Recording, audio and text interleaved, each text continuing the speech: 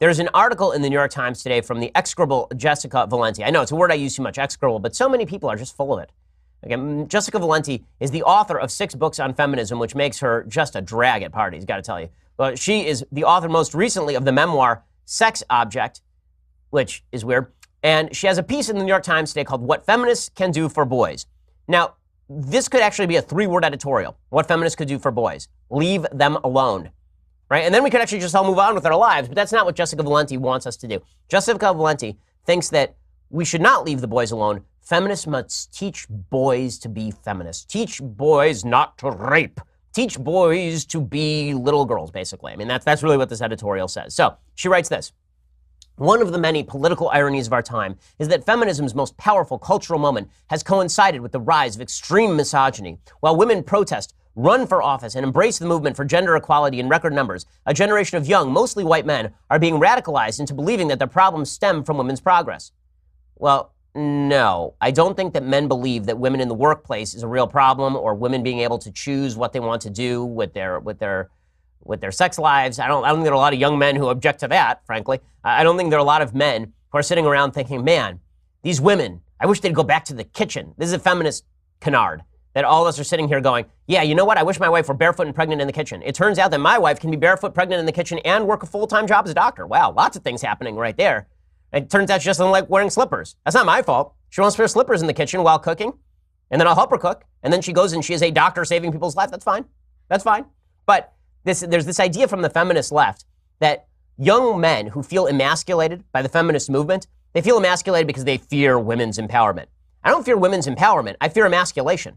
Right? Like a lot of people fear emasculation. I fear the idea that feminists actually want men not to protect women. They want men not to be masculine. They want men not to be men and have responsibilities for taking care of women and children. They want to read masculinity out of the world, and then they are surprised when men object to this. Continuing on with our good friend Jessica Valenti, she says, whether it's misogynist terrorism, the rash of young men feeling sexually entitled to women, or the persistent stereotype of real men as powerful and violent, it's never been clearer that American boys are in desperate need of intervention.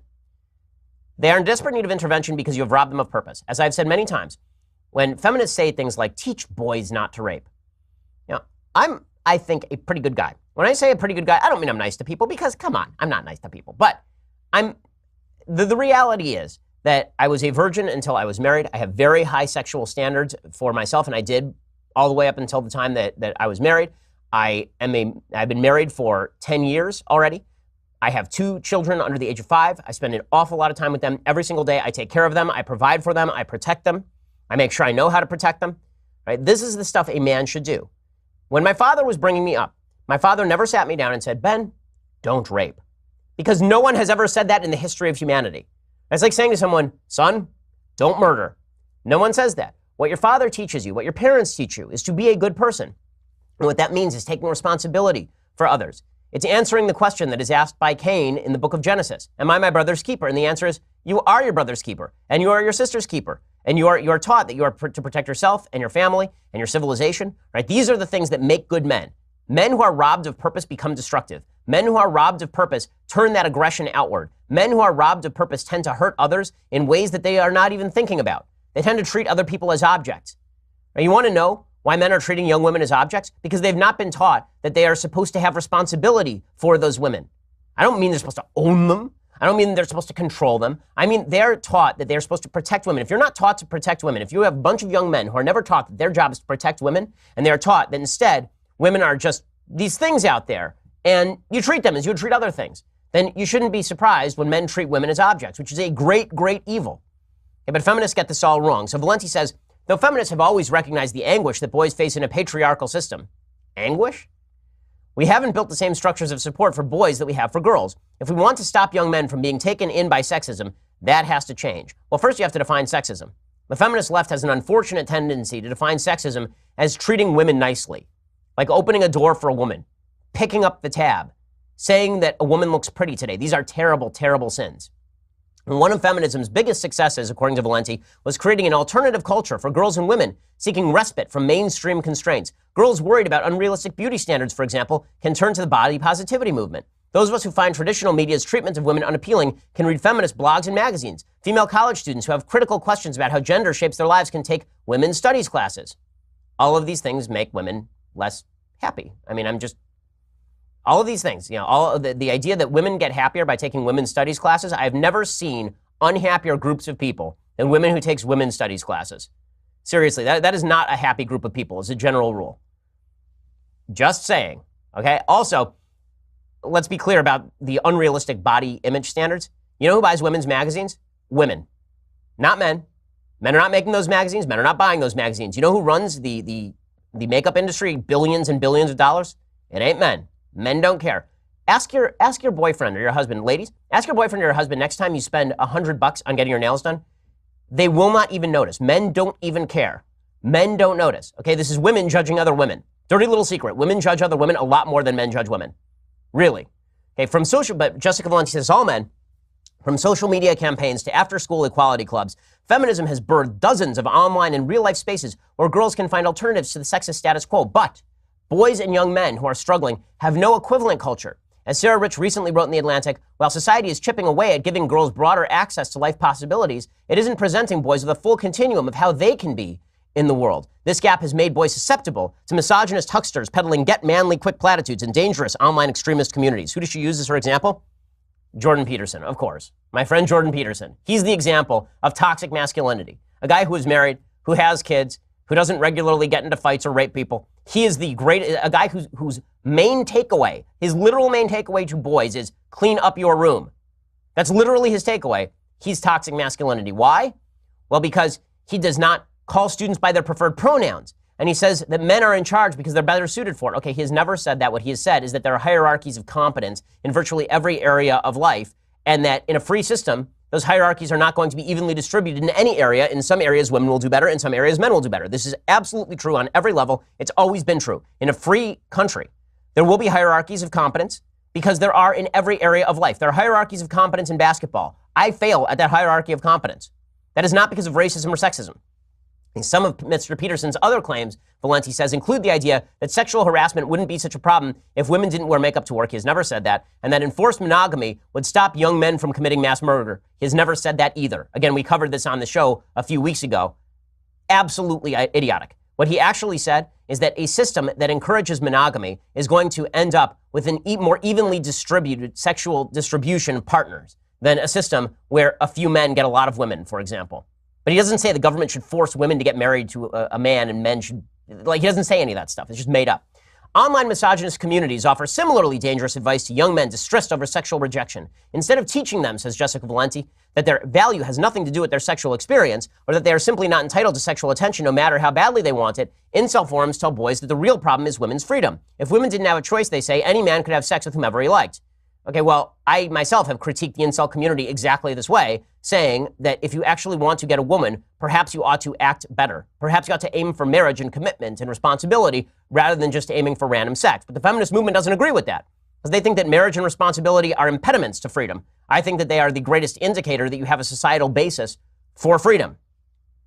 And Jessica Valenti continues, she says, feminist ideas can help men, be it the rejection of expectations that men be strong or stoic, or ending the silence around male victims of sexual violence. But boys also need the same kind of culture we created for girls. Instead, what we need is a new sort of system, a new support system. He says, white male leaders in government, corporations, and institutions vastly outnumber women. Men have more cultural and economic power than women. But until we grapple with how to stop misogynists themselves, starting with ensuring boys don't grow up to be one, women will never be free. And then she offers no actual solutions, except for we should have women's studies classes that teach men not to be men. So solid solution there. I can't imagine why men are running screaming away from the feminist movement. I can't imagine it. We need less vague virtue signaling from people in general on Twitter and more actual measures that we can take to help things along. So I think that hashtag #MeToo, for example, I think it's good that people should be aware of sexual harassment, obviously. And I think that, I wrote a whole piece about this today. I think that if you are, and I think that men should be aware that they should not touch women inappropriately in the workplace and should be aware of their own actions. But I think that it is also imperative that if we're going to get anywhere beyond that, we're going to have to talk about inculcating in men actual virtue, and we're going to have to talk about whether some of the starlets in Hollywood ought to come out and start naming names, because it's very difficult for us to come out and fight the bad guys if you won't tell us who the bad guys are. And I'm specifically saying starlets and not up-and-comers because starlets have power. Like Jennifer Lawrence is the most powerful person in Hollywood right now. If Jennifer Lawrence comes out and names somebody, then we can all jump on board and we can decide whether or not this person ought to be prosecuted, right? Let's get the bad guys is what I'm trying to say. We're all on the same side. Let's try and get the bad guys. But I don't think that it's tremendously helpful for us to sit around and just feel bad for not victims, but everyone else. I think it's not right for me to sit around feeling bad about the entire society when I don't have anything that I can. I want to be helpful. Like give me something to do, okay? Other than just say I appreciate your bravery in saying me too. Like again, like I need a practical measure that I can take to help now, or we can't fix this thing. Like if do you want to fix it, or do you want us to sympathize?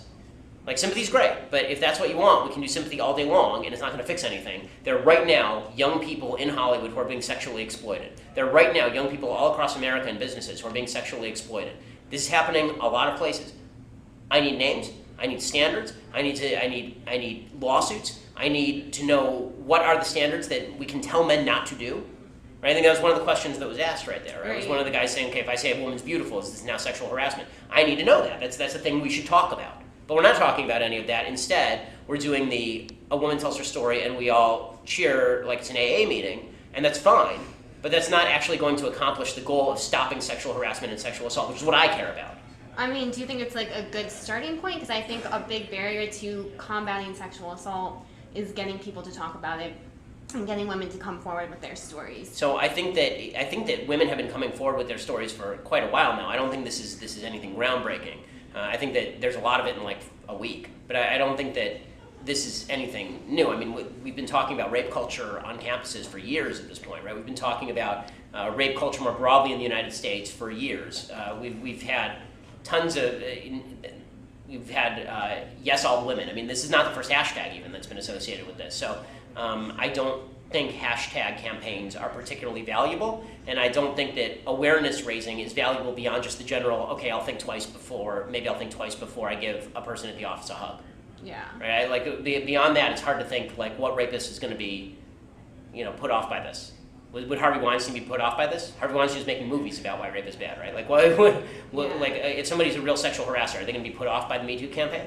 If somebody is intent on doing that, the answer is no. And if you're unintentionally sexually harassing someone, then maybe this is helpful because maybe it raises your awareness to a certain degree. But for people like me, where I'm very careful about this stuff in the first place, I want to help. So tell me how I can help other than just, you posted something on Facebook and you want me to